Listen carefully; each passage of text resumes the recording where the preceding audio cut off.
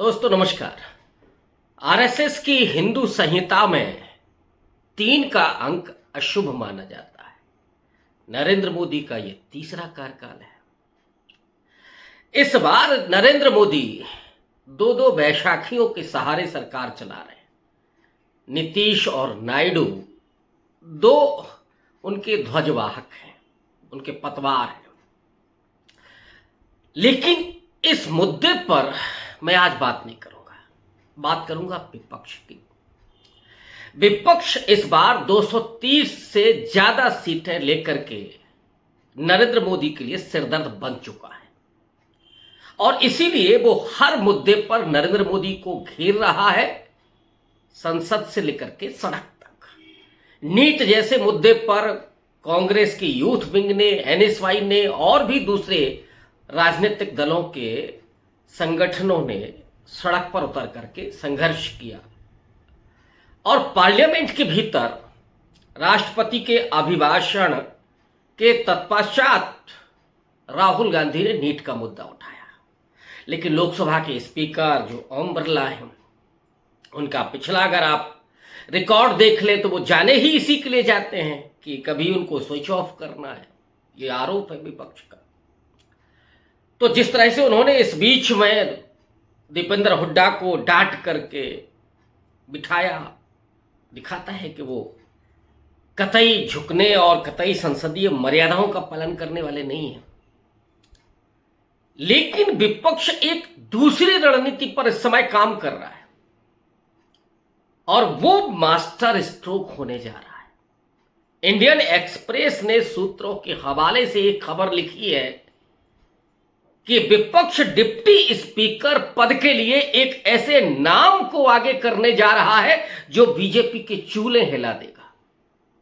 उसके घर में, उसके गढ़ में घुस करके विपक्ष उसे पराजित करने के मूड में है। और डिप्टी स्पीकर की हैसियत क्या है उस पर जरा मैं बात कर लूं, उसके बाद उस नाम का खुलासा करूंगा। स्पीकर के पद को लेकर के भी तीखी नोकझोंक हुई, तकरार हुई और उस समय विपक्ष ने यह कहा था कि अगर आप डिप्टी स्पीकर, जो परंपरा है वो अगर पद हमें दे देते हैं तो स्पीकर के पद पर हम आपका समर्थन करेंगे, यानी सर्वसम्मति से स्पीकर हम चुनेंगे। लेकिन ओम बिरला साहब आए ध्वनिमत से, वो स्पीकर हो गए। मतलब यह है कि सत्ता पक्ष का, मोदी का इरादा डिप्टी स्पीकर का पद भी विपक्ष को नहीं देना है। यह उसने इशारों में बता दिया था।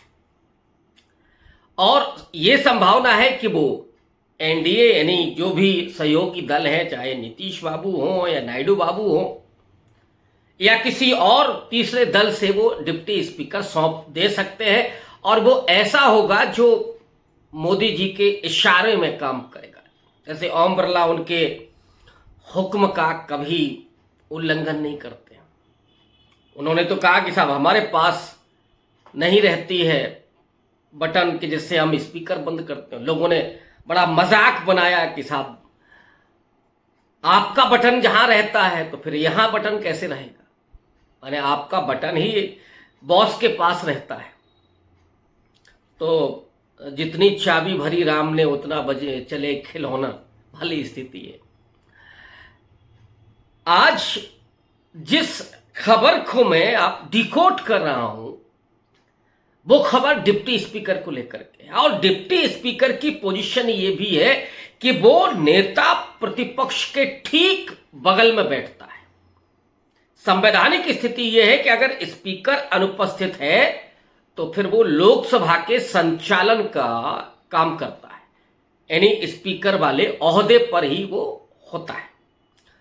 और अगर स्पीकर को अपना इस्तीफा सौंपना हो तो वो डिप्टी स्पीकर को देता है और डिप्टी स्पीकर को देना हो तो वो स्पीकर को देता है।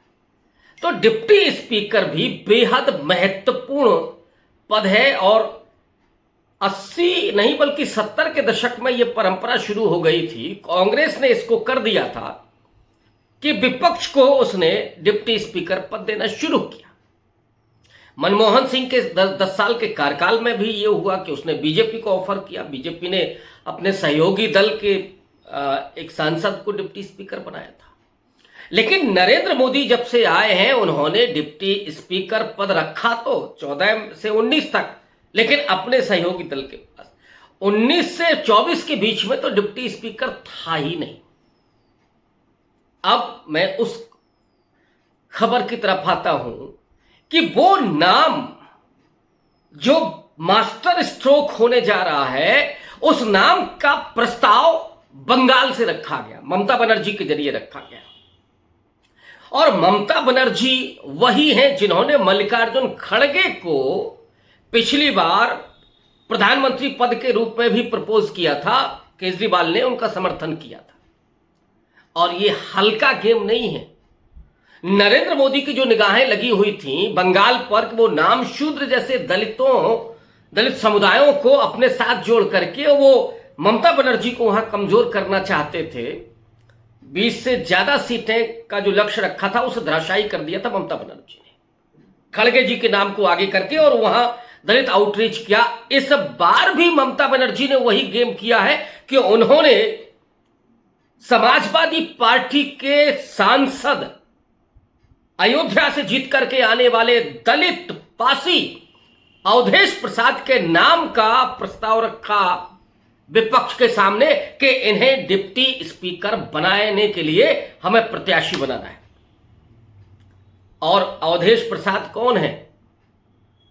जो एकमात्र दलित सांसद हैं जो जनरल सीट से जीत करके आए हैं। और इन्होंने हराया किसको है?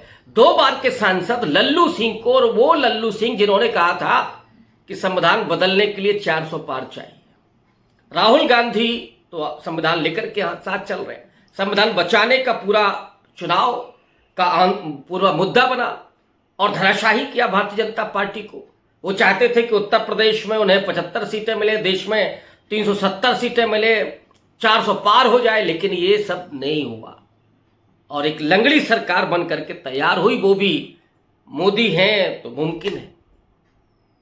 अवधेश प्रसाद के नाम पर कांग्रेस ने सहमति दे दी, माने राहुल गांधी भी सहमत है, आम आदमी पार्टी भी सहमत है, उद्धव ठाकरे भी सहमत है, और यह तय हुआ है कि उन्हें प्रत्याशी बनाया जाएगा।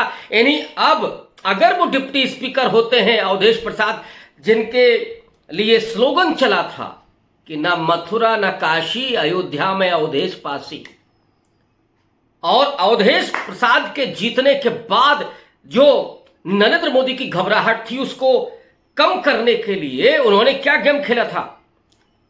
उन्होंने मोहनलालगंज से पराजित होने वाले कौशल किशोर को अपने साथ ले जाकर के राजघाट गए और शाम को प्रधानमंत्री पद की शपथ ली। यानी इस समय वो दलित राजनीति से घबराए हुए हैं। और ये उत्तर प्रदेश वो है जो दलित राजनीति का केंद्र रहा है पिछले 30 नहीं बल्कि 40 साल से। कांशीराम के जरिए मायावती 4 बार मुख्यमंत्री। आप ये कहेंगे कि के सुरेश का नाम भी आया था जो केरल से हैं, दलित हैं, स्पीकर के लिए, लेकिन वो नहीं बात बन सकी क्योंकि उत्तर प्रदेश में दलित जो पॉलिटिक्स है वहां से किसी को उठाना, और बीजेपी घबराई हुई है कि अगर अवधेश प्रसाद जी अगर हार जाते हैं, आजकल तो उनको अयोध्यापति कहा जा रहा है, अखिलेश यादव ने तो उनके लिए कहा कि ये अयोध्या के राजा हैं। जहां दलित आउटरीच करने के लिए बीजेपी लगी हुई है, वहां अगर अवधेश प्रसाद जो विपक्ष के संयुक्त उम्मीदवार हुए वो अगर हार जाते हैं तो फिर भारतीय जनता पार्टी की गई भैंस पानी में। ये तो अभी 10 विधानसभा के उपचुनाव हैं, इसमें ही हालत खराब हो जाएगी।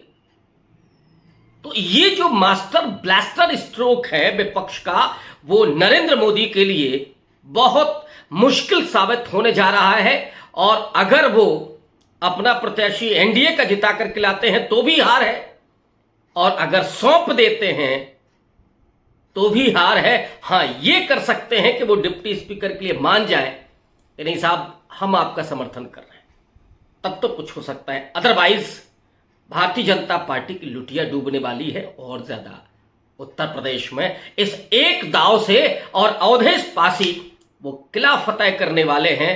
समाजवादी पार्टी तीसरी सबसे बड़ी पार्टी है लोकसभा में, विपक्ष की दूसरी सबसे बड़ी पार्टी है, और अखिलेश यादव का जिस तरह से ऑरा बढ़ा है तो अवधेश पासी जिस तरह से निकल करके आए हैं वो एक बड़ा करिश्मा है।